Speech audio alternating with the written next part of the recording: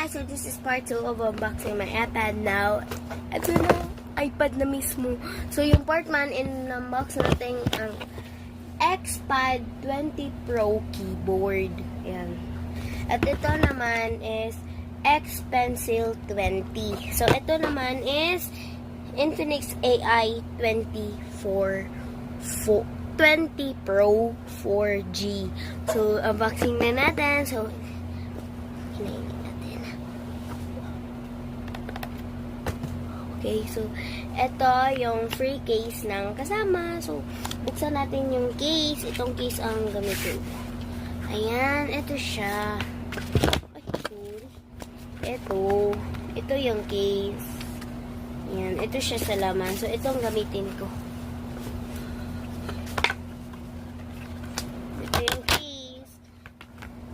Ibalik sana ako ang sala. So, ayan na.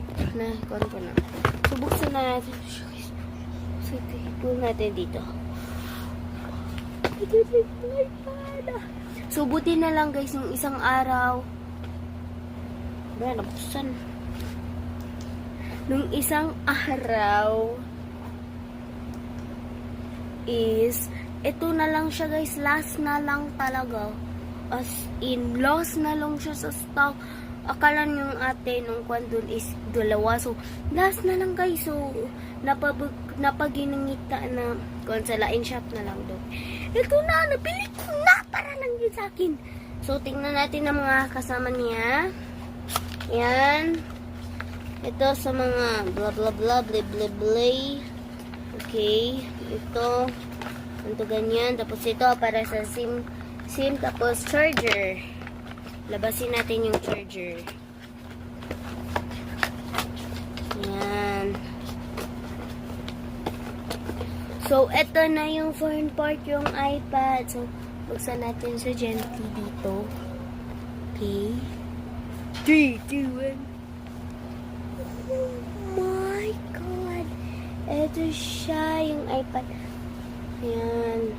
So, i-on ko guys. Ito na siya. So, ilagay muna natin siya sa phone case. Para hindi naman mag-rush. Yan. Ito na siya. So, pakita ko sa iyo kung ano nang na-process ko. Buksan natin. Buksan. Ayan. Ito yung kuan. And ito naman. Tapos mga games ko. Ganito. So, yun. And then yun lang guys, salamat sa panonood. Meron akong bagong iPad. Bye!